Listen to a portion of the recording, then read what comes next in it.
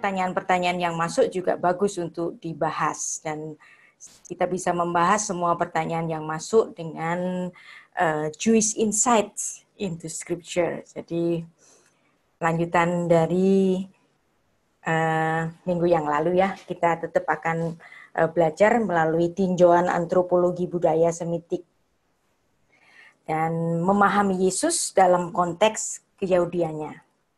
Ya. Kita perlu untuk memahami Yesus dalam konteks keyahudiannya, karena Yesus orang Yahudi. Dia tinggal di antara orang Yahudi, dia tinggal di wilayah orang-orang Yahudi tinggal. Perkataannya, seluruh frasa-frasa yang diajarkannya itu semua berdasarkan latar belakang budaya-budaya Semitik yang ada di zaman Yesus kala itu. Maka penting bagi kita untuk memahami Yesus dalam konteks keyahudiannya. Jadi saya di sini mengajar satu wawasan Semitik, tetapi saya tidak menjadikan Anda untuk jadi Yahudi. Seandainya Anda mau jadi Yahudi juga boleh, ya. Tidak ada larangan untuk itu, tapi saya tidak mengajak Anda untuk menjadi Yahudi, ya. Baik. Minggu yang lalu itu ada 5 pertanyaan dan juga ada pertanyaan yang langsung. Ada satu pertanyaan yang belum saya jawab, dan sebab saya tidak menjawab itu karena pertanyaan dari Ibu Pendeta Deborah ini bertanya tentang bagaimana hubungan adat pernikahan Yahudi dengan kedatangan Tuhan atau rapture. Karena ini menjadi satu bahasan di serial kelas, open class yang saya adakan. Jadi nanti Ibu Deborah kalau pas nanti ada saya membahas tentang serial lecture mengenai pernikahan Yahudi, nanti Ibu bisa datang. Ibu bisa ikuti IG atau Facebook dari Sarapan Pagi Biblika supaya Anda tahu nanti kapan jadwalnya saya akan mengajarkan atau kita bersama-sama belajar tentang sisi wawasan Yahudi pada pernikahan Yahudi. Dan itu yang sebelum-sebelumnya Anda bisa melihat di YouTube saya, yaitu mengenai konsep akhir zaman Alkitab, konsep budaya pernikahan Ibrani kuno, dan tipologinya dengan second coming. Nah, itu serinya sampai 7. Nah, itu belum selesai, mungkin masih panjang, dan saya menunggu waktu karena ada banyak bentrok dengan Bapak Gembala saya, jadi saya nunggu waktu-waktu yang enak supaya kelas reguler saya bisa ikut semua. Jadi jangan mereka jadi bingung mau ikut yang mana. Dan pertanyaan baru yang masuk yang diberikan oleh Bu Vanessa itu ada banyak sekali, ada 13 ya. Tapi ada satu pertanyaan yang terakhir yang pada minggu lalu, pertanyaan dari Ibu Eni dari Sydney, dan saya pikir saya harus menjelaskannya lagi. Waktu minggu lalu saya hanya menjelaskannya secara lisan tanpa memberikan paparan-paparan bahasa aslinya. Ya, hari ini saya akan membahas itu kembali, baru kemudian saya akan membahas pertanyaan-pertanyaan yang masuk 13 itu ya. Mungkin karena waktunya nggak cukup atau waktu yang terbatas, jadi ngikutin waktu aja. Ya. Dan yang pertama saya akan membahas kembali Yesus Kristus, Jesus Christ, ataukah Yeshua HaMashiach. Nah, pertanyaan ini karena bagi kita yang masih memanggil Yesus dengan Yesus Kristus, atau sebagian kita yang menggunakan bahasa Inggris dengan Jesus Christ, itu dikecam oleh sebagian saudara kita yang katanya belajar sastra Ibrani atau kembali ke akar Yahudi atau akar Yudaik. Ya. Mereka mengharuskan menyebut Yesus Kristus itu dengan Yeshua HaMashiach. Yang lain salah. Yesus Kristus salah. Jesus Christ juga salah. Harus disebut dengan Yeshua HaMashiach. Benarkah demikian? Ya. Saya mengajarkan sastra Ibrani. Saya mengajarkan wawasan budaya Semitik. Saya senang sekali setiap orang Kristen itu belajar bahasa Ibrani. Belajar bahasa asli Alkitab kita. Saya juga mendorong orang Kristen juga belajar bahasa Yunani, bahasa Alkitab Perjanjian Baru. Jadi dua-duanya Anda belajar. Ya. Tetapi apabila kita belajar, Anda jangan jadi fanatik. Ya. Kalau Anda belajar, hendaknya pelajaran itu membuat wawasan kita makin luas. Jangan gara-gara belajar, lalu wawasan kita jadi sempit. Nah, itu jadi kontraproduktif. Jadi, setiap kali Anda belajar, jangan membuat pelajaran itu membuat Anda jadi memisahkan diri dari orang lain. Ini boleh, itu nggak boleh. Ini haram, itu halal. No, bukan sekedar halal dan haram. Boleh, tidak boleh. Ya, kalau boleh dan tidak boleh, itu pikirannya anak TK. Mama, makan ini boleh nggak? Makan permen boleh nggak? Ya, itu anak TK. Tapi kalau Anda dewasa, Anda tahu, kalau Anda kebanyakan makan permen, Anda jadi diabetes. Ya, itu pemikiran orang dewasa. Demikian pula kita. Apabila kita belajar, bukan soal boleh, tidak boleh. Harus Yeshua HaMashiach. Nggak boleh Yesus Kristus. Nah, itu kan pengajaran boleh, tidak boleh. Itu anak TK. Ya.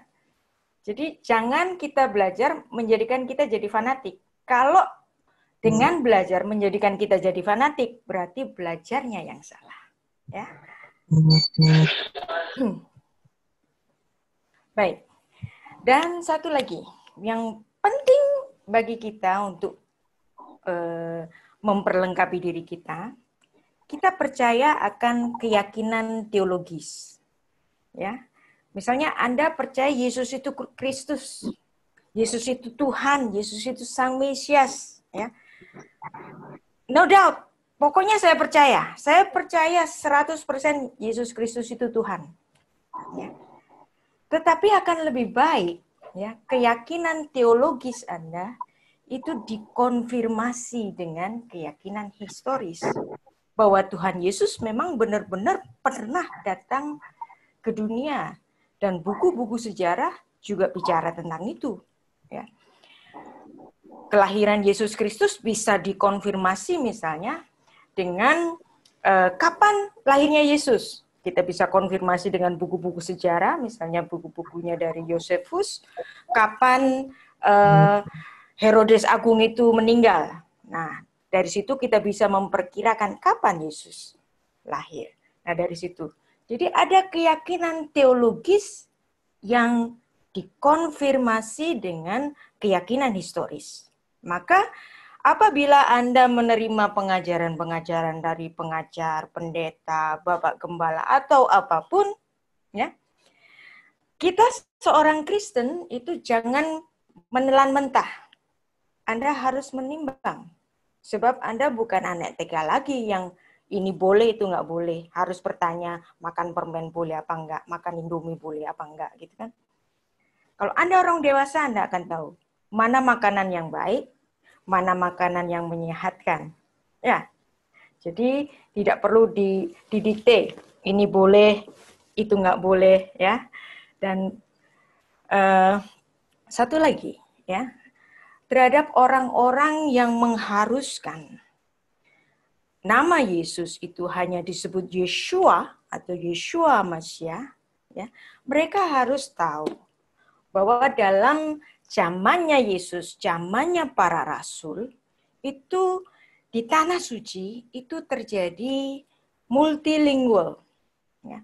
Terjadi 4 bahasa di era Yesus Kristus. Yang pertama adalah bahasa Ibrani, dan itu bahasa liturgi, bahasa yang dipakai di Bait Allah, atau bahasa yang dipakai untuk pengajaran-pengajaran Torah di sinagog. Dan yang kedua adalah bahasa Aram. Nah, bahasa Aram itu bahasa sehari-hari. Karena akibat dari mereka dibuang ke Babel, kemudian bahasa itu terbawa ke Tanah Suci. Jadi memakailah mereka bahasa Aram sebagai bahasa sehari-hari. Kemudian ada bahasa Yunani. Kenapa ada bahasa Yunani? Karena Alexander Agung jajahannya itu meluas sampai ke Palestina, sampai ke Mesir, dan lain-lain. Dan Alexander Agung itu memperkenalkan bahasa Yunani Koine. Ya. Dan ini adalah bahasa menjadi bahasa internasional kala itu, seperti bahasa Inggris sekarang. Ya. Bahasa Yunani juga merupakan bahasa bagi kalangan cerdik pandai, seperti hari ini. Orang sekolahan pasti bisa memahami bahasa Inggris. Ya. Jadi demikianlah bahasa Yunani. Masih ada satu lagi bahasa Latin. Nah, bahasa Latin itu bahasa administrasi kenegaraan, karena Romawi menjajah Tanah Suci. Jadi ada 4 bahasa. Dan Yesus adalah Sang Firman. Dia adalah firman itu. Tentulah Yesus menguasai keempat bahasa ini. Yesus bisa berbicara dengan bahasa Ibrani, bisa bicara dengan bahasa Aram, bisa bicara dengan bahasa Yunani. Kita bisa buktikan di Alkitab. Mungkin juga bisa baca, mungkin juga pernah berbicara dalam bahasa Latin. Ya, kalau apabila dia bertemu dengan seorang perwira dari Romawi, ya, hal itu dimungkinkan, ya. Dan yang paling penting, ya, orang Kristen itu harus tahu bahwa naskah PB, ya, autograf PB, naskah Perjanjian Baru yang asli, itu ditulis dalam bahasa Yunani. Nah, inilah yang biasanya yang ditolak oleh golongan Kristen penganut Sacred Name Movement. Ya, Sacred Name Movement itu mereka bersikukuh bahwa Perjanjian Baru itu ditulis dalam bahasa Ibrani. Ya, bagus sih, ya pemikirannya. Jadi supaya kita kembali ke akar Ibrani.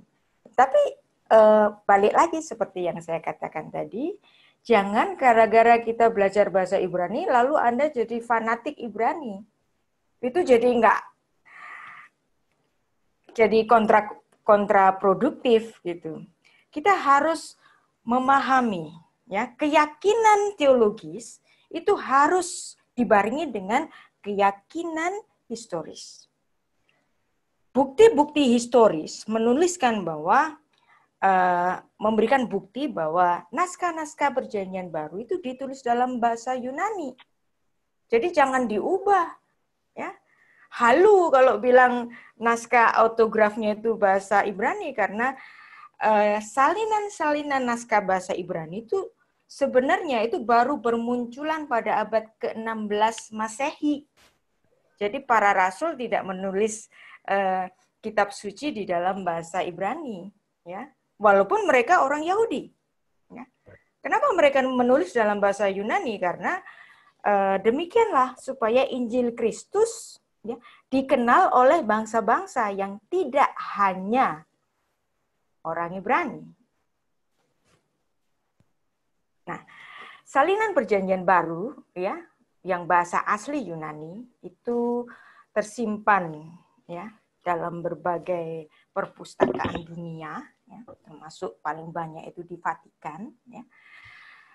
Terdapat 5.300 salinan asli naskah bahasa asli Yunani, 10.000 salinan bahasa Latin, 9.000 naskah-naskah yang lainnya, ya. Dan salah satu, ya, naskah yang tertua itu misalnya Codex Sinaiticus, ya. Syukur kepada Tuhan karena teknologi Anda bisa membaca satu pusaka yang luar biasa ini dengan online. Anda bisa Google sekarang, Anda bisa membaca salinan dari Perjanjian Baru yang tertua. Nah, salinan yang lain, nah, atau terjemahan naskah Perjanjian Baru dalam bahasa Ibrani, ya, itu pionernya, ya. Kalau saya melihat ini dia adalah pionir, ya. Dia adalah pelopor karena dia Elias Hatter ini adalah seorang yang menerjemahkan naskah Alkitab Perjanjian Baru secara lengkap, ya. Kapan diterjemahkannya? Ya, nggak ada ini naskah abad pertama atau naskah abad kedua Perjanjian Baru dalam bahasa Ibrani, nggak ada. Baru ada kapan? Ya, tahun 1599. Abad ke-16. Ini adalah bukti sejarah yang nggak bisa didinai. Jangan diubah. Ya. Siapa yang menerjemahkan naskah Perjanjian Baru? Dia adalah Elias Hatter. Ya. Pada usia 46 dia menerbitkan satu terbitan yang lengkap, Habrit HaChadashah, ya. Dan orang ini luar biasa sekali. Mungkin kapan-kapan kita akan membahas satu topik khusus mengenai Elias Hatter ini. Dan kemudian ada salinan yang lain, Salkinson Ginsburg Translation, ya. Ada juga yang ketiga yang terkenal itu dari Franz Delitzsch, ya. Saya juga banyak memakai terjemahan dari Franz Delitzsch, ya. Karena itu adalah penyempurnaan dari apa yang sudah dikerjakan oleh Elias Hatter tadi. Nah, naskah Peshitta, ya, itu diperkirakan baru ada pada abad kedua. Tetapi naskah Peshitta yang paling tua, ya, itu diperkirakan baru ada pada abad ke-5 Masehi. Ini pun terjemahan, ya. Ini bukan naskah asli yang ditulis oleh para rasul. Ya. Contohnya begini, Matius 1 ayat 1 dalam multilingual. Ya. Dalam bahasa Indonesia menulis, inilah silsilah Yesus Kristus, anak Daud, anak Abraham. Ya. Bahasa Inggris, The Book of Generation of Jesus Christ. Ya. Diterjemahkan. Nah, itulah yang ditolak oleh kalangan Sacred Name Movement. Ya. Dalam naskah bahasa asli, ya, ditulis Biblos Geneseos Isu Kristu. Nah, beda, ya. Bukan Yesus Kristus, tetapi kenapa Isu Kristu? Nah, karena ini adalah mengikuti tata krama atau tata bahasa Ibrani, grammarnya Ibrani, Isu Kristus dalam bentuk genitif. Nah, Elias Hatter, ya, pada tahun 1599 itu menuliskan Sefer Toledot Yeshua Hamashiach ben David ben Abraham. Peshitta Aramaik, ya, menuliskan Katava Diliduta di Yeshu Meshiha. Wow. Ya. Bahasa Ibrani menulis Yeshua Mashiach. Bahasa Aram menulis Yeshu Meshiha. Lalu Anda mau pilih yang mana? Mau bahasa Ibrani atau mau bahasa Aram? Coba tanyakan kepada orang-orang penganut Sacred Name Movement itu. Mau pilih yang mana? Yeshu Meshiha atau Yeshua Mashiach? Bingung kan? Nah, mereka mempersoalkan kenapa nama Yesus diterjemahkan. Memakai logika hari ini yang nggak mungkin nama orang itu kalau ke nama orang Indonesia, kalau ke Amerika namanya diterjemahkan. Itu kan logika hari ini. Tetapi Anda harus membaca naskah Alkitab sesuai logika 2000 tahun yang lalu. Logikanya Alkitab. Jangan logika kita hari ini disuntikkan ke dalam naskah Alkitab, ya. Ini juga ada perbandingan naskah Peshitta atau Peshitta yang tadi, ya, dibandingkan dengan naskah Dutilet. Nah, biasanya orang-orang penganut Sacred Name Movement ini itu menganggap ada nama Yahweh ya, di kitab Dutilet. Padahal sebenarnya nggak ada. Dutilet tidak menulis Yahweh, tetapi menulis Yod-Yod, ya, Yoshed, Yoshed, ya, Yod-Yod, tidak menulis Yahweh. Ya. Dan untuk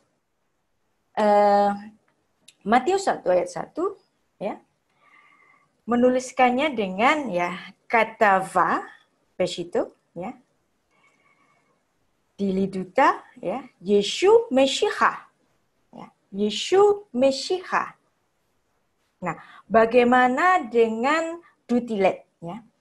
Ele Toledot, ini bahasa Ibrani. Ele Toledot. Ya. Yeshu ben David ben Abraham. Yeshu, bukan Yeshua, tapi Yeshu. Jadi mau yang mana? Yeshua atau Yeshu? Padahal dua-duanya dipakai di dalam zamannya Yesus. Bahasa Ibrani dipakai, bahasa Aram dipakai. Ya. Nah, naskah Perjanjian Baru berbahasa Ibrani itu ada bermacam-macam. Ya. Sebelum Elias Hatter menyelesaikan seluruh Perjanjian Baru, itu ada beberapa orang yang menerjemahkan 1-2 kitab dalam Perjanjian Baru. Misalnya tahun 1537 ada Sebastian Munster, itu menerjemahkan kitab Matius saja ke dalam bahasa Ibrani. Ya. Kemudian tahun 1551 dan seterusnya, ya, di sini tidak saya baca semua. Yang penting Anda tahu bahwa sedemikian banyak, ya. Baru kemudian tahun 1599 Elias Hatter itu menerjemahkan Perjanjian Baru secara lengkap. Nah, kemudian karya dari Elias Hatter ini disempurnakan ya oleh William Robertson ya pada tahun 1661. Jadi direvisi. Mungkin ada beberapa kalimat atau kata-kata atau mungkin ikut dia perbaiki oleh William Robertson. Nah, dan seterusnya ada banyak sekali ya. Sampai nanti ada Franz Delitzsch. Nah, ini yang terkenal. Jadi dia juga menyempurnakan karya yang dirintis oleh Elias Hatter. Ya. Kemudian ada juga Isaac Salkinson, ya, dan seterusnya bahkan sampai tahun 48 atau 50 itu ada juga beberapa orang yang menerjemahkan 1-2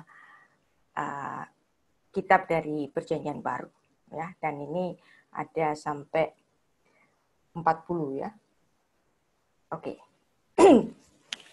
Sekarang kita belajar. Nama Yesus dalam bahasa Ibrani itu Yehoshua. Nah, Yehoshua itu kadang disingkat dengan Yeshua. Ini pengaruh Aramaik. Ibarat nama Alexander itu dipanggil Alex saja.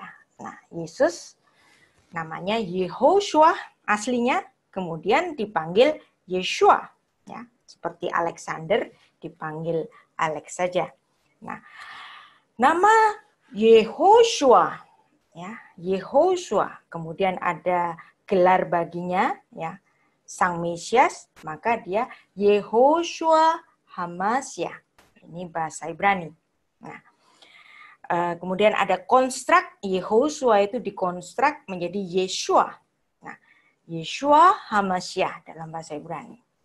Nah, dengan penulisan yang sama, ya, nama Yesus ya mendapatkan konstruk lagi, bukan Yeshua, tapi Yeshu saja dalam bahasa Aramaik. Nah, terjemahan Aramaik ya, Mesiah ya tadi, Hamasya itu bisa di mute ya. Yeshua Hamasya itu berubah menjadi Yeshua Meshiha. Nah, Sekarang coba tanya ke para penganut Sacred Name Movement itu. Dia mau pilih yang mana? Yehoshua Mashiach, Yeshua Mashiach, atau Yeshu Meshiha? Ya. Karena semua nama ini ya terjadi pada zamannya Yesus. Ya. Dia juga boleh dipanggil Yehoshua, dia bisa dipanggil Yeshua, dia bisa dipanggil Yeshu, ya. I-nya di sini itu silent, atau I-nya dibuang, Yeshu saja seperti ini. Mau dipanggil yang mana? Ya. Coba tanyain. Dan suruh mereka belajar sejarah. Ya. Nama Yesus ini yang tadi sudah saya jelaskan, Yehoshua aslinya, kemudian menjadi Yeshua. Nah, dari kata Yeshua ini kemudian dihelenisasi atau diyunanikan. Nah, kalau diyunanikan Yeshua, ya. Nah, itu tidak akan memenuhi kriteria grammar Ibrani karena Yesus adalah seorang maskulin. Seorang maskulin kalau namanya Yeshua itu lebih ke feminin. Maka untuk menunjukkan bahwa nama ini ditunjukkan atau ditujukan kepada pribadi yang maskulin, maka Yeshua tadi, ya, Yeshu, ya, harus ditambahi akhiran S. Jadi Yesus. Jadi akhiran S di sini adalah memenuhi grammar Ibrani karena Yesus seorang maskulin. Nah, ini seperti juga nama Kefa. Ya. Kefa itu diberikan kepada Yesus, kepada salah satu muridnya yang bernama Simeon. Nah, tapi dalam penulisan bahasa Yunaninya, naskah Yunaninya, nama Kefa ini tidak ditulis dengan Kefa, tapi Kefas. Kenapa pakai S? Karena Simeon, ya, Petrus itu, ya, Kefas itu adalah seorang maskulin, maka dipanggil Kefas. Nah, hal-hal semacam ini itu juga perlu dipelajari oleh para penganut Sacred Name Movement. Ya. Jangan percaya fanatik buta dengan khotbah dari gembalanya, nggak bisa. Ya. Kita harus menjadi seorang jemaat yang juga turut belajar. Jadi kalau ada pengkhotbah aneh-aneh, ya, terus pengajar aneh-aneh, Anda bisa mengoreksinya sendiri. Ya. Dan itu juga berlaku juga untuk ketika Anda mendengar apa yang saya paparkan. Ya. Berlaku juga. Ya. Apa yang saya sampaikan, Anda harus konfirmasi. Jangan telan mentah. Ya. Anda harus berpikir. Tidak boleh telan mentah. Dan setiap belajar itu membuat Anda menambah wawasan yang semakin luas. Ya. Kalau Alkitab menulis bahwa Yesus Kristus itu bisa, ya, berubah-ubah penulisannya sesuai naskahnya, ya, Yesus Kristus, Jesus Christ, Isu Kristu ditulis sesuai grammar, ya, di sini ditulis sesuai grammar. Nah, nama Yesus itu kalau dalam naskah bahasa Ibrani itu harus ditulis sesuai grammar Ibrani yang dimana penulisannya itu bisa berbeda-beda. Dalam kasus nominatif, ya, dia ditulis dengan Yesus. Dalam kasus genitif seperti Matius 1 ayat 1 itu ditulis dengan isu, ya, genitif. Ya, datif isu, akusatif isum, ya, vokatif isu. Yesu. Nah, inilah yang kemudian terjadi pada penerjemahan Aramaik, bukan? Pesita nulisnya Yesu, Yesu. Seperti ini, ya. Mengikuti naskah aslinya justru. Ya. Jadi jelas di sini bahwa penulisan nama Yesus yang berubah-ubah itu ada dalam naskah historis. Ya. Sehingga kita tidak boleh mengabaikan historis ini. Nah, logika masa kini, mereka para penganut Sacred Name Movement ini memakai logika masa kini untuk dijejalkan pada Alkitab yang berumur, Alkitab PB yang sudah berumur 2000 tahun. Ya, misalnya mereka berpendapat, kalau namanya Darmawan, pergi ke Amerika atau pergi ke Inggris, masa nama Darmawan terus diganti Generous Man? Mereka berlogika seperti itu, lantas ngetawain buat kita yang memanggil nama Yesus, Yesus Kristus. Misalnya, seorang Jawa bernama Sutrisno, ya. Terus kalau dia pergi ke Australia, masa namanya jadi Love is Beautiful, lucu banget, gitu kan? Ya emang lucu. Kalau Anda memakai logika masa kini, ya, nama Sutrisno di Australia tetap dipanggil Sutrisno, nama Darmawan di Amerika tetap dipanggil Darmawan, di Inggris tetap dipanggil Darmawan, tidak diterjemahkan sebagai Generous Man. Itu logika masa kini. Tapi jangan menyuntikkan logika kita hari ini pada Alkitab yang ditulis 2000 tahun yang lalu, ya. Nah, Anda lihat nama Petrus. Benarkah namanya Petrus? Nama Petrus yang Anda kenal itu adalah nama terjemahan. Ya. Nama aslinya adalah Simeon. Ya. Seperti putra dari Yakub, salah satu putra dari Yakub, Simeon. Ya. Nah, kemudian dalam penulisannya dalam Perjanjian Baru, ya, diyunanikan menjadi Simon. Simeon menjadi Simon. Nah, ketika dia bertemu dengan Yesus, ya, Tuhan Yesus memberikan dia padanya nama. Ya, namanya adalah Kefa. Kefa. Ya, namanya itu Kefa. Nah, nama Kefa ini ditulis dalam naskah Yunani dengan Kefas. Karena dia seorang laki-laki. Maka ditulis dengan Kefas. Ya. Dan Anda tahu bahwa nama Kefa ini diterjemahkan dalam Alkitab Perjanjian Baru. Jadi apa? Jadi Petros. Jadi nama Petrus itu adalah terjemahan dari Kefa. Jadi jangan menggunakan logika masa kini untuk dijejalkan dalam Alkitab yang ditulis 2000 tahun yang lalu. Sutrisno lucu kalau dipanggil Love is Beautiful di Australia. Tetapi zamannya para rasul, zamannya Yesus, nama Kefa diterjemahkan menjadi Petrus. Dan itu nyata. Dan ini menjadi bukti sejarah. Ada bukti naskahnya. Ini nggak bisa deny. Nggak bisa diabaikan.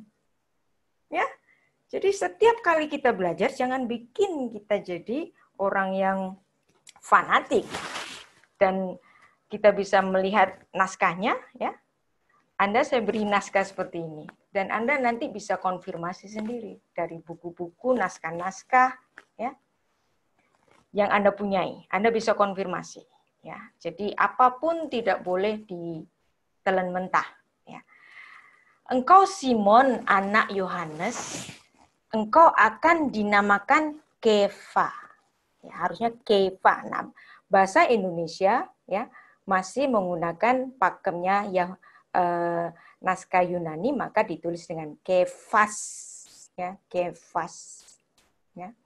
Nah, Kefas, ya, yang diterjemahkan, ya, ho hermeneutai Petros, ya, Simeon, ya, Simeon ho huios, Yona su, Kletese Kefas ho hermeneutai Petros. Yang diterjemahkan Petrus. Nah, kita manggilnya kan sering Petrus, bukannya Kefas. Ya bukan? Kok Anda nggak ketawa? Ya, karena demikianlah Alkitab menulisnya. Berarti Petrus, si Simon ini punya berapa nama? Dia punya nama Simon, diberi nama oleh Yesus dengan Kefa, Nah, nama dia dalam naskah Yunani diterjemahkan menjadi Petrus. Apakah Yesus memanggil Kefa ini Petrus? Belum tentu. Mungkin Yesus selalu memanggil dia dengan Kefa, karena dua-duanya sama-sama berbahasa Aramaik. Tapi juga tidak menutup kemungkinan Tuhan Yesus juga menyebut Kefa ini dengan Petrus. Bisa saja, karena bahasa Yunani juga digunakan pada zamannya Yesus. Jadi bukan hal yang mustahil nama orang diterjemahkan. Jadi jangan pakai logika hari ini. Ya. Dan ini adalah naskah bahasa Ibraninya, ya, yang hampir sama dengan bahasa Yunaninya. Ya. Jadi nama Petrus itu adalah nama terjemahan. Ya. Nah, orang-orang penganut Sacred Name Movement itu mereka memiliki kitabnya sendiri. Ya. Saya dalam hal ini tidak sedang mengecam atau adanya terjemahan-terjemahan lain, nggak apa-apa ya. Mau ada terjemahan A, B, C, D, E, F, G, H, I, J, it's okay ya.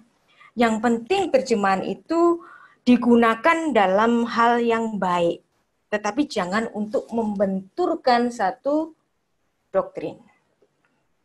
Ya, gara-gara ada terjemahan IMB, lantas LAI-nya dikecam-kecam. Ya, karena IMB sendiri itu juga menulis nama Musa. Itu kan nama terjemahan. Harusnya kalau nama asli kan Moshe, ya. Harun, Aharon, gitu kan? Nah, kemudian kalau kita melihat ILT misalnya. ILT pun menulis nama Yesus, bukan Yeshua. Nah, sekarang kita ambil contoh yang kedua. Nama dari Rasul Paulus. Nama aslinya adalah Shaul. Shaul, Rabi Saul. Itu adalah nama aslinya. Nah, nama dari Rabi Shaul ini, ya, karena dia adalah seorang warga negara Romawi, dia juga disebut sebagai Paulos.